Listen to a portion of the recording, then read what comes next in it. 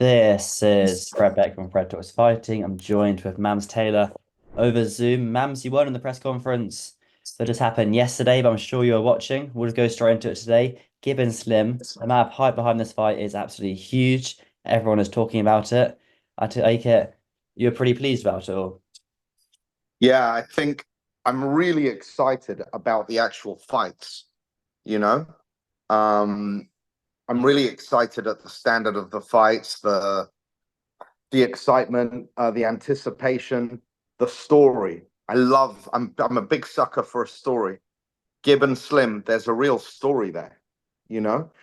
Gib is trying to distance himself as someone who is above Slim. And that's rattled Slim, and Slim wants to show actually it's the other way around, you know.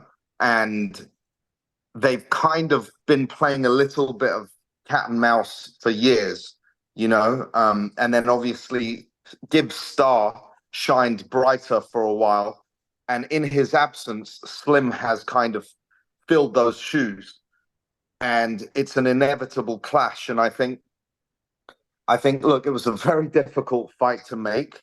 Fans have wanted this for a long time, and I'm glad. I'm just really glad it's happening, and it's a very, very close fight. You know, um, I've done a couple of Twitter polls. I can't. I have to check what the last one I did, but my followers think that it's 75-25 to Gibb, you know, and I don't think that's a real fair reflection of the actual odds of this fight, you know. Do you like the exchange though, back and forth between Gibb and Slim? It seems that to me that's got very personal. I'm sure you spoke to KSI over the phone, who did the face to face with both of them. He was saying how personal it's getting, and there is a distaste for each other. It's no fake beef here. It's pretty dead ass real. Yeah, I think it's a great story, like I said. And the best stories are based on reality, you know, and exaggerated for the camera until the reality catches up with the exaggeration, if that makes sense. If you play a role for long enough, you're going to start becoming that role. And I think this is a case of exactly that. I think the bad blood is there, the tension is there, the stakes are high. You know, the title is on the line.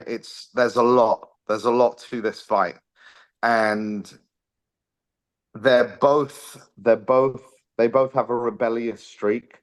They're both rebels essentially, and they're going for that number one spot, and this is a very decisive. I think it'll be a decisive fight, and I think we'll see a knockout. I'm almost certain we'll see a knockout in this fight.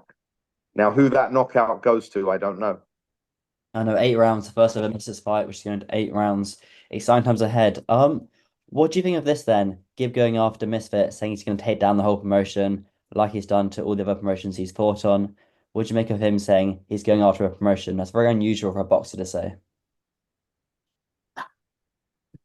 I think that's been his MO. You know, he's basically look, whether Gibb wins or loses, Misfits is Gibb proof. You know, we're not the promotion's not going to die whether he wins or loses. Um, if anything, if Gibb becomes the champion, um, whether he likes it or not, he carries that flag, you know, and he becomes a major representative of the promotion. If Slim wins, same for Slim. Slim has been carrying the Misfits flag. So, you know, I think the winner of this fight, I'm going to personally make sure gets a lot of good, has a really strong pathway to massive, to, you know, superstardom on a massive scale. And I think they've earned it, you know. So whoever does do that, I think it's gonna fly the flag high and basically take on some more very very interesting and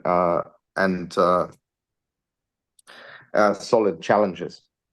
This fight is for the title. Yeah, How come the Gibbs name is first on the poster and it's not Slim's name, considering Slim is the champion? it should be Slim for that reason, but being quite honest, I think I said this in Spaces the other day. I'm glad we got this fight across the line, and certain concessions and compromises had to be made on both sides. And Slim is a great sport for going along with that. I think they're on equal footing, as boxers in Misfits. I think Gib has a bigger fan base, more engagement. When it comes to his videos, he's like the video of him with the AI voice of me reading that letter. That wasn't Genius. you?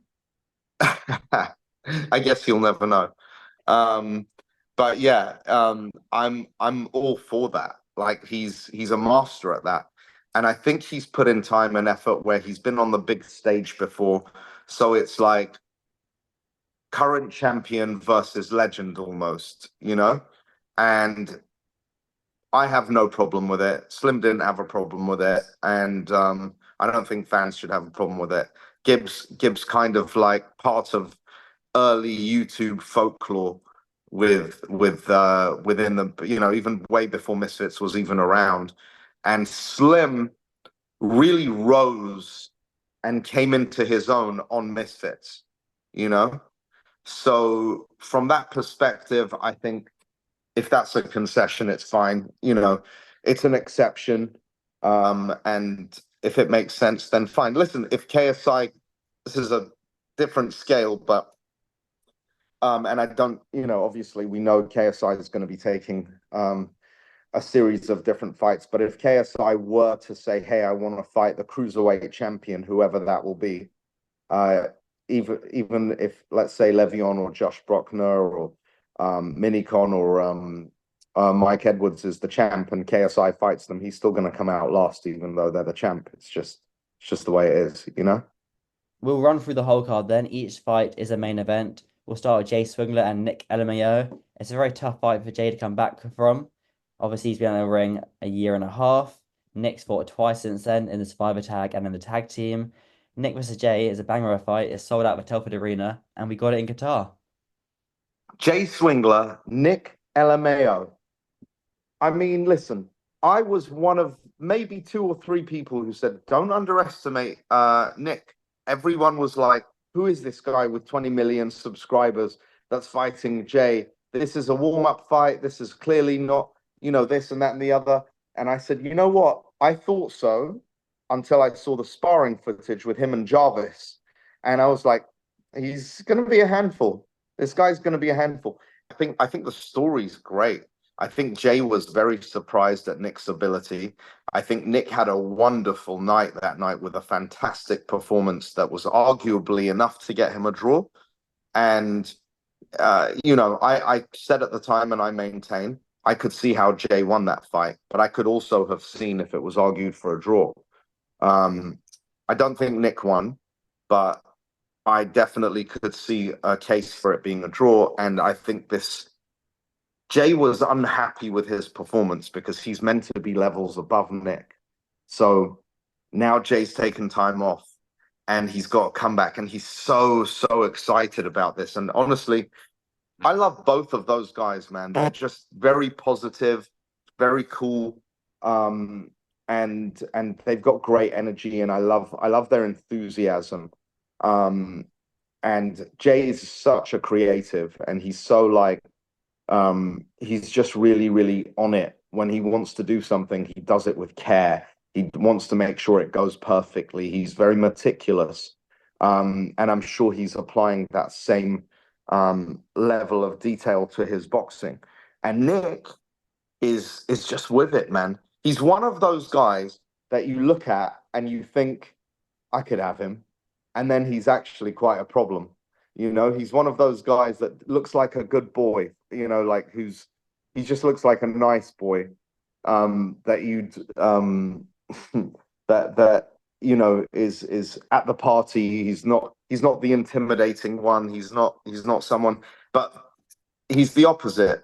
He's wiry. He's got like a very awkward style. He does the Mayweather style, and he pulls it off pretty well. With that defense, with the rolling shoulder and stuff. And he does it better than anyone I've seen it in influencer boxing, that's for sure. No, certainly the first fight People were saying Nich won, people were saying Jay won. So yeah, it's all to play for on guitar.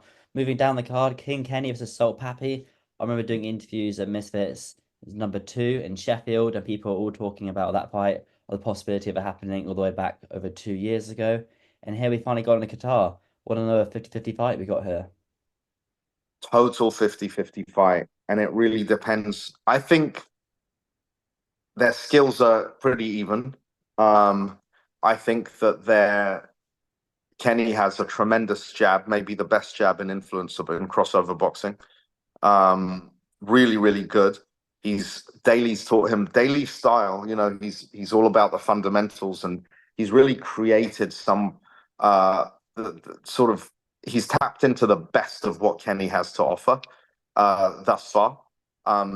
As a boxer, he's really taught him how to emulate a boxer's movements. It's not. He doesn't look. There's moments where you look at Kenny and you're like, wow, this guy's a legit pro that's been around for a long time.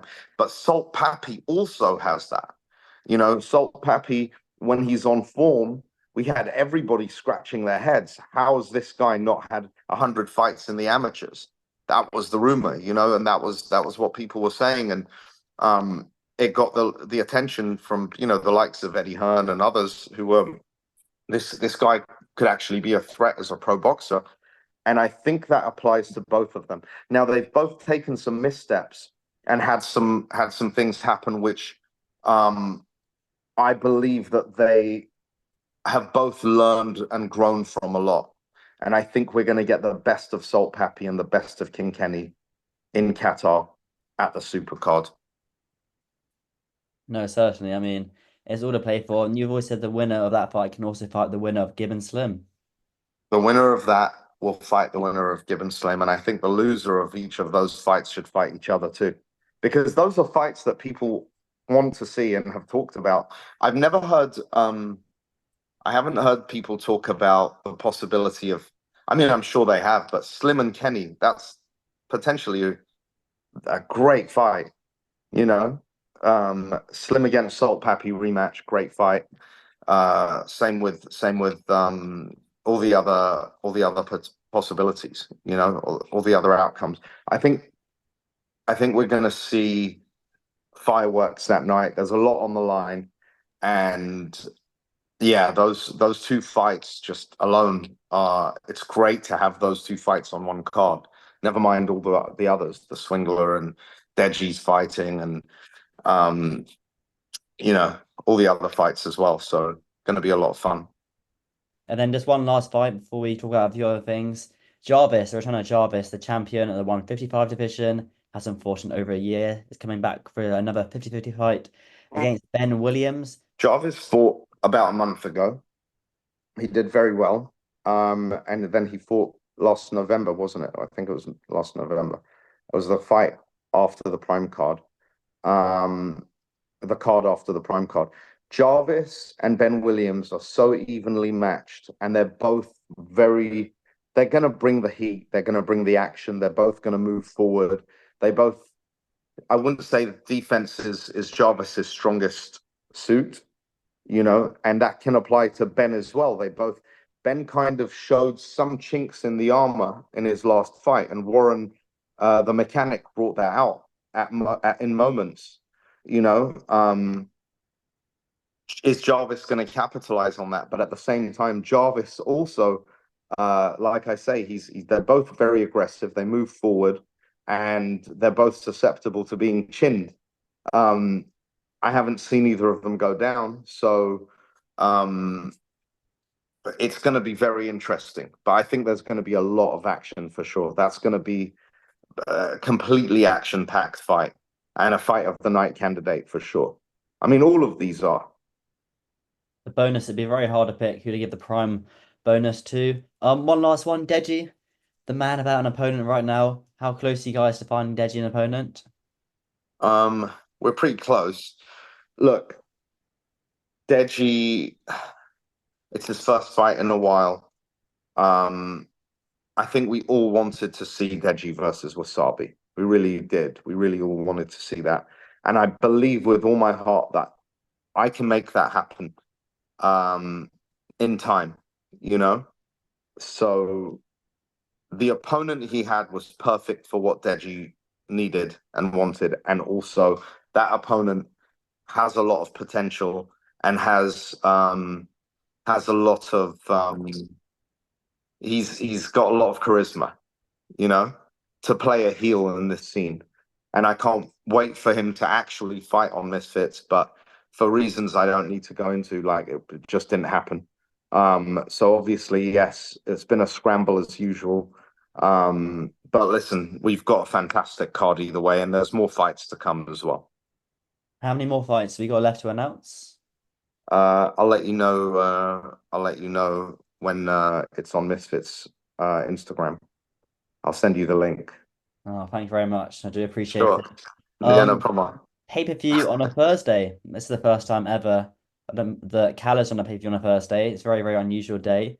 Would you think you guys will struggle to sell pay-per-view more on a Thursday than you on a Saturday? Or do you think it's such a strong card, it won't make a difference either way? I think I don't really think it's going to affect it because I'll tell you why, Fred. I think people who are really invested, or even casually invested in this scene, they're all going to be watching this. This is a throwback to the original sort of birth of YouTube boxing, and I think that people are invested enough that they're going to be like, okay, look, let me cancel bingo night or whatever they've got planned on at the time, depending on your time zone. And I think they'll take the time to go out of their way to actually watch this because it's gonna absolutely bang. I've never been this excited about a card. I've never been this excited about a Misfits card in my life. Like this is just fantastic. And when yeah, you'll see. More to come. Moving on then, KSI, we saw Conor McGregor. Shout out to Beal from Misfits Boxing, who went to support his friend Ben the Bane Davis in Spain. Unfortunately, he didn't get the fight to go Ben's way, but Beal did, which was, I guess, a bit of a loss of Misfits. But the big W for Misfits was that Beal got the Conor McGregor interview, and Conor called Yeah, out KSI, saying he'll fight him. Not only he'll fight him because he didn't like him, but also because of his song. yeah. I mean, I think Beal and Ben, both of them, shout out to them. They're such hard workers. They're such professionals. Beal is, he really he tries to find an angle to do things differently and gets it done. And he's such a polite, good guy. Ben, listen, anyone who takes the piss out of him, I texted him. We had a short text conversation before and after the fight, and um, that guy has massive, massive balls. Like, he's done karate combat, he's done Misfits, he's done BKFC. Not many can say that, you know. I give him actually, has anyone done that? Oh, I know who. No, no, no. Benson Henderson's done karate combat, UFC, and Misfits. But is there anyone who's done BKFC, karate combat, and Misfits? I don't know. Anyway, he's like a Terminator. He kept wanting to get up, and he had so much heart. And people can take the piss, but they really shouldn't until they get in there and see what it's like with gloves. Never mind without any gloves, bare knuckle. It's a whole different thing. Big respect to him. Look, Conor McGregor, KSI versus Conor McGregor is an absolutely gargantuan fight, Fredericks, and I think the entertainment value of the build up alone would be absolutely crazy. I actually think, styles make fights. I think those two would have a banger of a fight. I think it would be really exciting to watch, and I think it would break pay-per-view records over the last few years. We know that Connor's got two fights left in his UFC contract, but we saw Connor go over and fight Floyd. You've got a good relationship with the UFC and Dana White because of the Prime sponsor. Is there any way that Connor could have that fight and then next year maybe, even though he's got two fights left in his UFC deal? I mean, anything's possible. If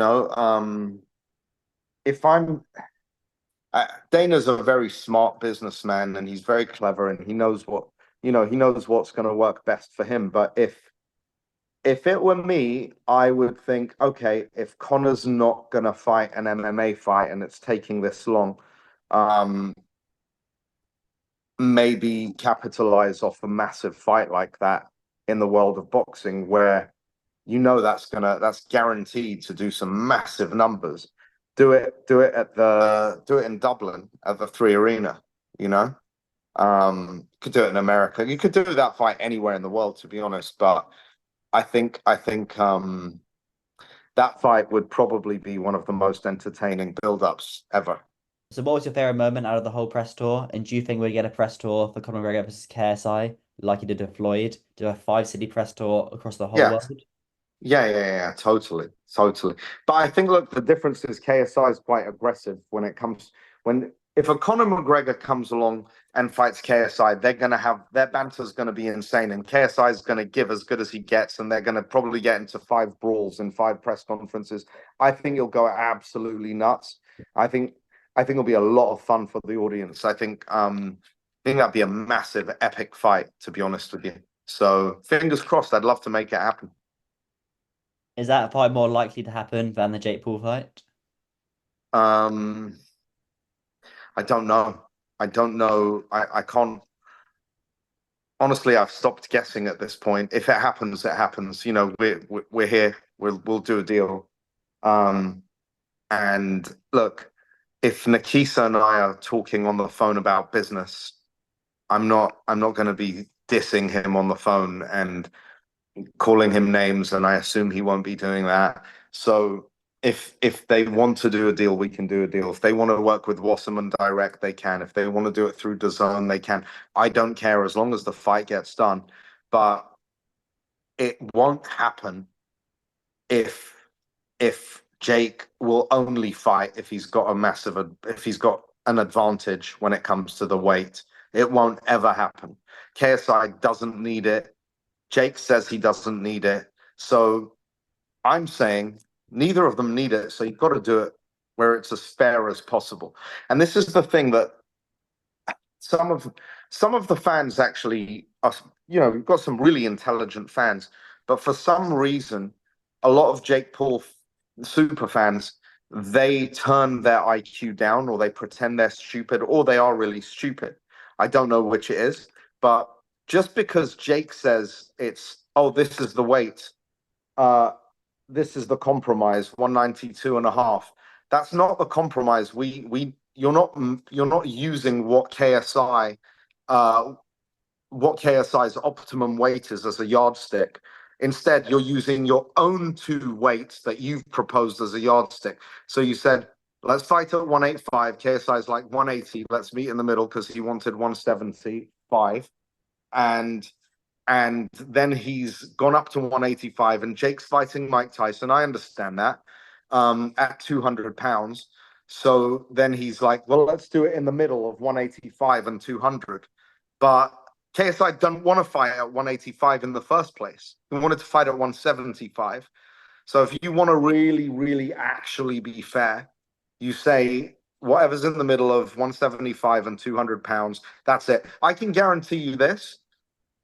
As of I don't know. I don't know if this fight happens because KSI is not. We all want this fight to happen. Yeah, there's no question. KSI wants to beat the shit out of Jake. Jake wants to beat the shit out of KSI, but Jake will only do it if he's got the edge. I'm saying take the edge away from both guys. What's the art of compromise, Frederick? The art of compromise. The art of compromise is where both parties are not fully happy with the end result, but they can live with it. Yeah.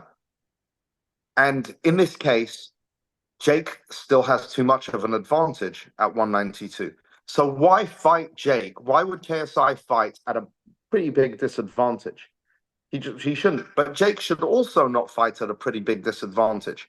But if they both are not at the weight that they want to be at, then I think we're onto something. You know, if we want to go in the middle, I think we can. And also, listen, Jake, he has no business being 230. I'm sure it's not healthy for him. He's not meant to be 230, you know? I know he's preparing for the Tyson fight, and he's enjoying the good life, eating whatever cakes and biscuits and things that he wants. and whatever else he's doing. But you know, let's. I'm going to say this with so much sincerity and step out of promoter mode. Okay, I'm gonna say this. If we really want this fight, which we do, let's stop pretending we don't. You know, oh, I don't care about this. Yes, you do. We all care about this fight. We've all wanted this fight. Let's not do it to ensure either guy has an edge and wins. Let's do this where both parties basically sacrifice and compromise right in the middle and make it happen. That's it. So when one party loses, there's no like, oh, but I had to do this. Oh, but I had that. And there's no excuses for either party. Make the fight happen if you want to. But again, Fred, like, honestly, I'm a fan of crossover boxing.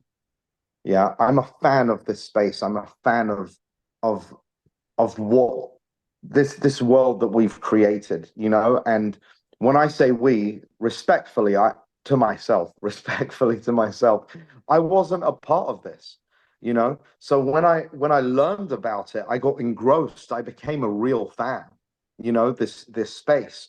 Sure, I'd heard about it, and I think I even saw the KSI fight with Joe Weller. I didn't see until later the KSI Logan 1. Obviously, KSI Logan 2. I was there, and you know, and I just started working with KSI shortly before that. But I was fully immersed in that world, and it was like, this reminds me of the magic of what I experienced as a fan watching WWE, watching early UFC, and I think again, it's not a necessity for either fighter. It's not a necessity for me. It's not a necessity for Nikisa. It's something that like is, you've got to that line, finish the story. This is the biggest story you could have. It's the biggest story, you know. There's not a fight out there that does more pay-per-view than this fight. I don't care what anyone says. You know, look, the highest level of boxers, I know what their pay-per-view numbers are. They're great, but this completely smashes those numbers out of the park. I'm 100% certain. There's so much bad blood and there's so much storytelling here. And that's what people really get invested in.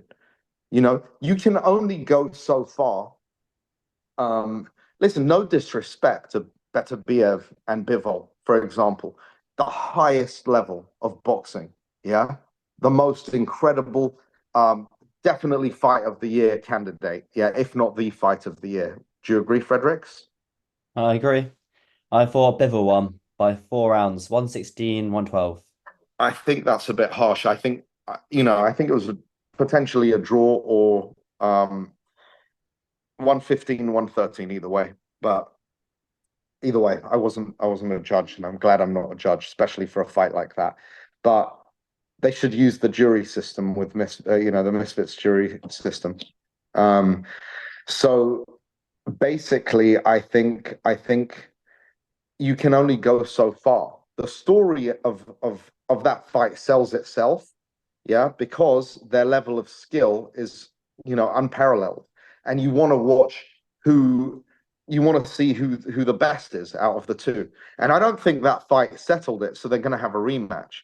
They're making a lot of money and they deserve every penny of it, yeah. But the reality is the pay-per-view numbers will never match a Floyd and Manny, you know, or a Floyd and Conor McGregor. And the reason for that is because the story that they create and the personalities involved, it goes beyond just the ability. And I think KSI and Jake, to the average person, they have a similar ability. Yes, a lot of people will say Jake has more boxing ability. I think KSI is a better fighter. I don't think he's a better boxer than Jake. I think he's a better fighter than Jake. And bless you. And I'm so certain that KSI wins that fight, you know, and they're certain that Jake wins that fight. So what's not to make? If they're interested in money, there's lots of money for both of them. Okay, if that's the goal, if they, like Jake always says, I made this much, I made that much. This is the biggest fight of his career in terms of money, in terms of pay-per-view, in terms of everything, pretty much. You know, so yes, Jake Paul, Mike Tyson. You know how I feel about it. It's on Netflix, yeah. And Mike Tyson's a massive, massive, massive name, one of the biggest names, if not the biggest name in boxing. However, he's about 60, you know? So, and it's an exhibition. It's two-minute rounds. I don't know if they're gonna say don't hit each other in the head like Mike did with Roy Jones, you know? I don't know what the rule set is, but it definitely isn't a pro fight because no pro fights for men are 2 minutes long. And they're not in 16-ounce gloves. So I don't know how it's a pro fight, but um it's not. Essentially, it's an exhibition. Okay. But really clever business wise. It's just, for me, it's not something that we would engage in. I think there's got to be a moral sort of line where you say, okay, I won't cross this line no matter what. And I think, I don't know if you're a fan of Mr. McMahon, the Netflix series. I haven't seen it yet, no. Listen, every fighter, everyone who wants to be in this business, um, I've told everyone at Misfits staff as well, you have to watch this documentary. It's so educational. It teaches you things that you've got to not do. It teaches you things that you should do. And look, I'd be lying if I said Mr. McMahon, Vince McMahon, and Dana, and a bunch of other boxing promoters throughout history. If I'd be lying if I said they haven't been a massive influence on me, and I've looked up to these guys and the things they've done in the business framework. Not talking personally, I don't, obviously stigmas attached to different personalities and accusations. So yeah, of course I don't ever want to be associated with that stuff. But I'm saying in terms of what they've achieved and how they go about their business, get things done, I really respect it. Now, the difference with someone like myself, I do have a line which I won't cross, and that's my personal morals. I'll always do what's best for business as long as I'm not crossing my morals. Mr. McMahon didn't have that line, okay? And that's where I draw the line. I'm like, okay, I don't care. So I'd say the Jake Tyson thing falls into that category. It's not the most awful thing in the world, but it's just like it's in bad taste. And also, I love Mike so much that it's not something that, I don't know. Again, unless they have a pre-agreed no punching in the face, no knockouts or whatever, then I don't think it's the right. I don't know, personally, it's not for me. But listen, good for them. They're all grown men. They've decided to do this. God bless them. As far as KSI and Jake go, there is just no reason not to do it. And I'm, again, reiterating, I'm a fan, which is why I want to see this. I want to see this play out. It would be such a shame not to give the fans what they've all wanted for many years, you know? So yeah, there's no reason. If I didn't want this, if KSI didn't want this, I don't think we would bring it up. We believe in our hearts, I think, deep down, that at some point it's got to happen, you know? But it's they've made it very difficult. They've made it very difficult and they've been unreasonable. So I don't know at what point they'll be like, okay, let's just make this fight happen. May the best man win. You guys are really in the thick of it there. The thick of it, this song has gone viral, ultra viral. Probably, is it the most KSI's most viral song in the thick of it? I'd say so, yeah. I think it's brilliant. It's been quite a roller coaster. Was it the comeback to KSI's music career that you guys were expecting? You guys had to adjust? What are the plans moving forward after this song's been out? Yeah, Fred. We absolutely expected a beef with Dan TDM. We expected uh it to be a meme. All of that. Of course, planned it all.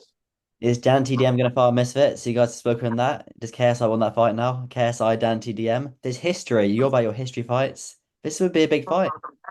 I would put Sherdley's against Dan TDM. I think that'd be a great fight. That would I be, love Sherdley's, by the way. He's yeah. one of my favorites. I love his new have you seen all his skits? He's been in this for years and years. Even though I remember talking to Jeff Whittick about it before he fought Jay, and Jeff was like, Jay Swingler, he's kind of stopped uploading videos, but he's been very disciplined with his training. Churdas, on the other hand, he's been very disciplined with his upload schedule, and he's fitted his training in with his upload schedule. So yeah, but I would like to see Churdas return. There's a good storyline there. I'm sure Jay Swingler would be Um, happy to see it too. well, okay, so on a card that didn't come to fruition. So we've never cancelled an event after it's been announced at Misfits. I'm very proud to say. So we never got to announce this, but obviously we had a card that's not a secret in Miami, and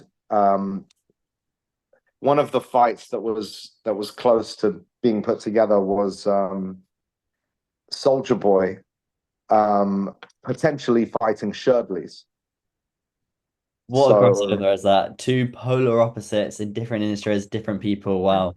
I know, and I think it would have been a lot of fun. But anyway, yeah, there was a lot of good fights on that, so we'll have to revisit and make sure it happens. But yeah, man, I think let's make this fight happen. I'm excited for it, you know. Um, and it goes beyond wanting money. We've got money. We've got things we want. It's not about greed. It's not about this and that. It's really the legacy of it. Sincerely, like you want to see that. Why are you guys making it so impossible? Because you think eventually and it's worked. KSI wanted to fight 175. We've come up to 185, you know?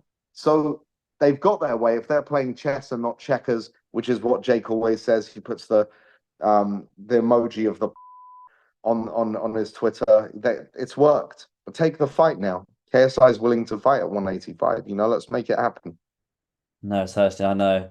It is very frustrating, at least from a fan's perspective and our perspective, yeah. Hopefully, Yeah, fingers crossed for 2025, a new fresh year. We'll see how Jake Paul Mike Tyson plays out and see where he wants to go after that. So hopefully it can be made. A few more things before I let you go.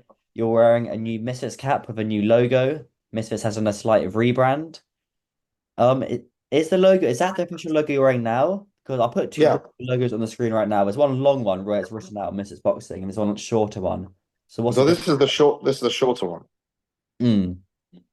obviously. Yeah. Yeah, so is that the official Misfits logo, or is the long one written out of the official Misfits logo? Both of them for different things and different reasons and different times you'll see it. So Ultimate Fighting Championship has it written out, and sometimes you've got the abbreviations. And we've also got the Heritage logo, which is the Misfits original logo. We're never going to get rid of that. I love that logo. And why have you guys picked the color orange? I'm guessing it's for Wasserman as well, because they use the color orange. No, it just actually really hits. I thought it makes it look really cool. But uh it's our guy, I said, who's now the head of branding at Misfits, who was Virgil Abloh's right-hand man. He's the team captain of branding, and he said exactly what it was. He's like, look, when we relaunch, you're going to get about 95% of people calling it, and I guarantee you, like he called it, and he said that's going to turn around over time. And if we ever decide to rebrand the logo again, people will be pissed off that we're getting rid of this. It's normal, you get used to something and you're like, it takes time to get used to things it takes time to get used to something new. Certainly. I don't know I can mention that. Can we mention his name, this guy, or is he still Mr. Unknown? He's a guy who works behind the scenes, and I think credit to you, guy who works behind the scenes, who's a genius, and I'm looking forward to him implementing some of his other strategies and branding ideas that are going to be amazing. He's got some really, really clever ideas. So yeah. No, certainly. Misfits are certainly lucky to have him. HS TikkyTokky. He's been a little bit quiet recently. What's going on with HS? I know he did an interview recently talking about Dylan Dennis. I guess Dylan Dennis and HS is another possible fight, but that's kind of gone off the horizon now. What's next for Harrison? HS TikkyTokky is the future pound for pound king of crossover boxing, Fredericks. Yeah, you said the exact same thing last time. Hasn't changed. The guy's an animal. He's a beast. he is waiting in the wings, Fredericks. He's got an action-packed year ahead of him.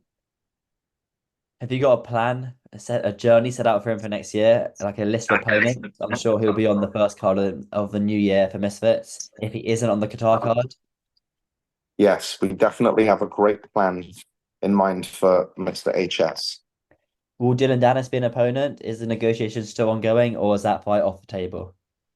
No, Dylan wants to fight MMA. HS wants to fight boxing. I just, I can have a meeting of the minds on this one, unfortunately. Last time you hinted HS having a crazy opponent.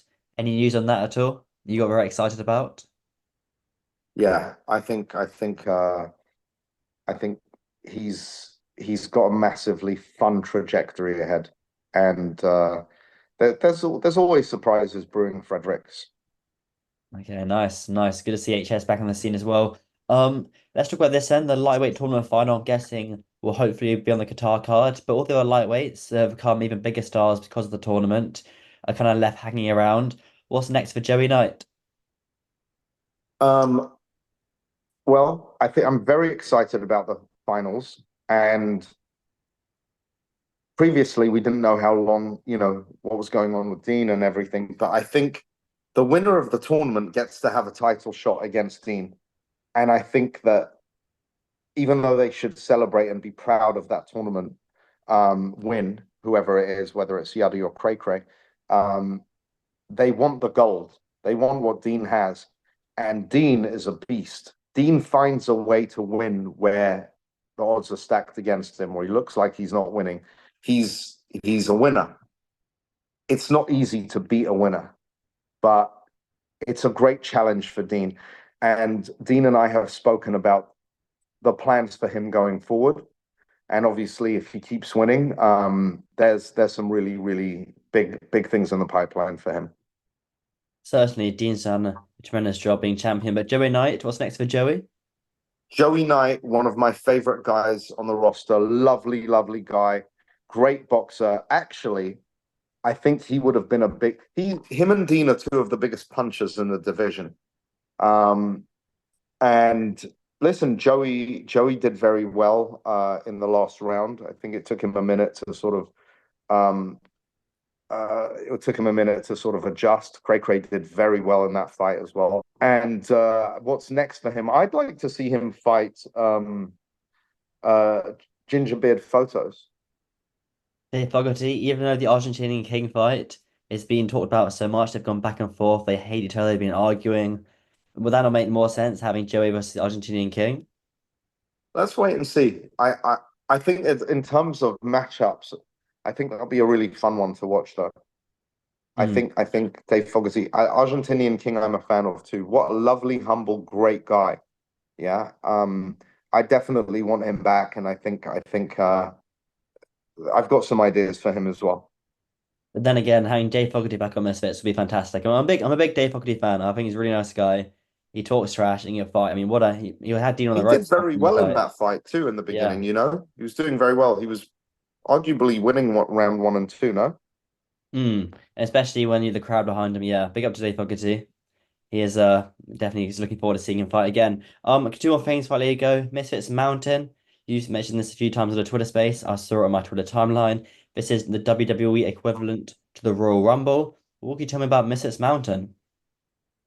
Not much right now. It's on hold, but when it's time, I think it will be cool to also keep some of the fun in Misfits and keep people guessing, and you need some lightheartedness with it, and that's the brand. It's not. I think we've learned through experience when it comes to new things that are a bit of a pivot from just a traditional fight, like a tag team or a survivor tag. Maybe we shouldn't do it as the main event, but it should be on the card and it should be fun. And let's see with the traction pick up, hopefully. But I love Misfits Mountain idea. I think it'd be a lot of fun. And it's something we should let's see if it happens in 2025. Churdley's be one who would put his hand up straight away for doing that sort of thing, 100%. Chudley's is bro, his I didn't know his content was so funny. It was great. and it's lighthearted and very positive. Shout out to Shirley's. Yeah, he's still on the show in this interview here. Trippie Red, I'm doing a few little things here. Trippie Red put the boxing emojis on his IG story. Is that any temptation or hinting towards he's gonna fight? I think Trippie Red and 6ix9ine have to fight at some point. I think that would be great. Have They've you ever got an spoken, old beef that needs squashing. have you ever spoken to 6ix9ine about fighting? Um, uh, to his people, yeah. Let's just address this really, really quickly because H3 is going after KSI. We saw a few times, and this isn't down to KSI. It's down to the record label about copywriting music and people react to it. Yeah, literally, that's all there is to it. So, look, I've noticed and I've seen people running with narratives that are completely false. Like I'm talking completely false. It's just a time to pick on, um, people get engagement, first of all, and they get a kick out of kind of trying to bring successful people down who work hard. They do. That's the culture right now. Might turn around, but it is what it is, man. Like people are just gonna make up bullshit and say that KSI is now responsible for his label, who's massive. It's a massive music label.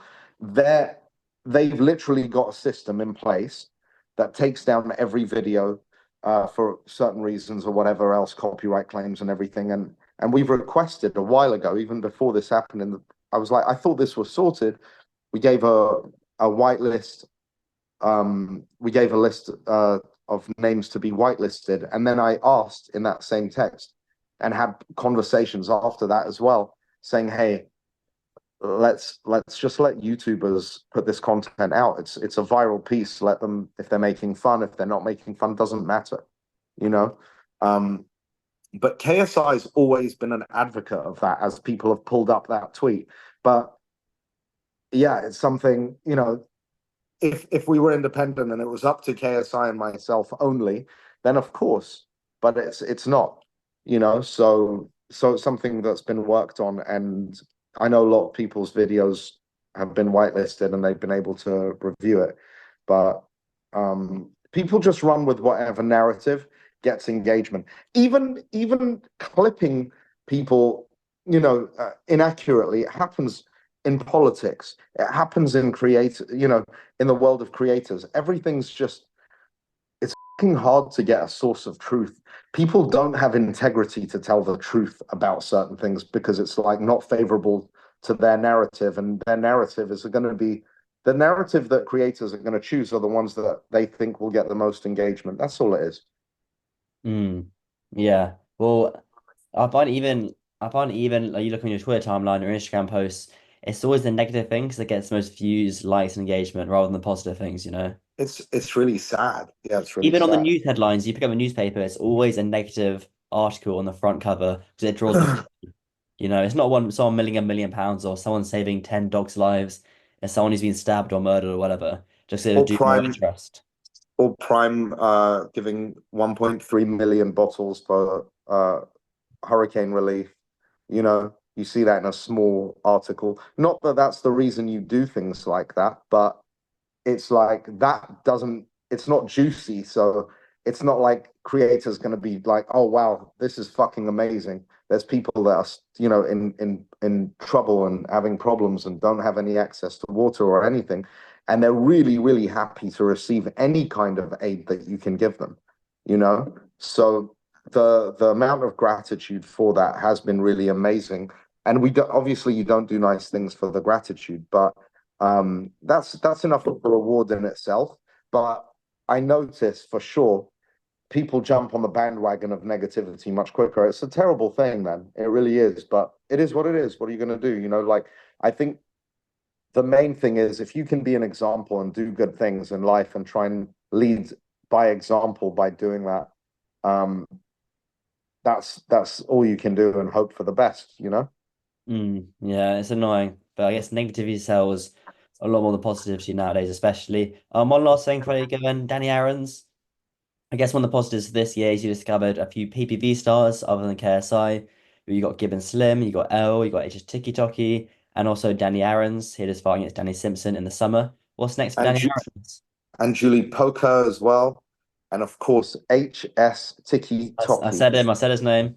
You didn't say it loud enough, I feel. Wasn't enough emphasis on his name. But Danny Aaron's, the very positive 2025 we're going into. Yeah, Danny Aaron's is absolutely a star. We know that. If if he can display some serious boxing ability at some point and he continues to improve, and takes on some good fights and gets some wins, some wins that are fun to watch. I think he's absolutely going to be a pay-per-view star. But one thing that you should know, that I think it bears repeating. There's very few out there who can sell a pay-per-view by fighting a nobody. There's very few. Okay. There's it's really the pay-per-view is going to be most successful when it's a fight people want to see. You know, let's talk about KSI. He can sell a pay-per-view by fighting someone that no one wants him to fight, or no one knows. And that's proven. We don't want to do that again, obviously. It just circumstances happened. But KSI is one guy who can fight a no-name and put it on pay-per-view, and bang, it'll do a ton more sales than most people in the world. And but then when he fights someone that people want him to fight, like Tommy Fury, that was a popular fight. People wanted to see that because they thought that's a real threat to KSI. They thought Tommy was the favorite, KSI was the underdog.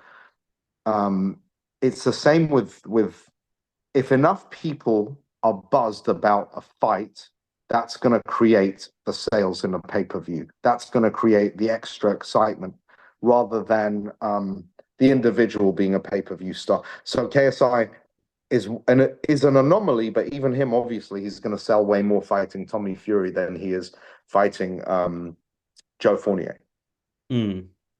No, it makes sense. Even in boxing, there are kind of less and less pay-per-view stars because pay-per-view just gets harder and harder to sell because of the amount of people that stream it. But man, it's been a long one today, so I do appreciate it as always. And yeah, I'll see you in Qatar, not long away. Thanks, Fredericks.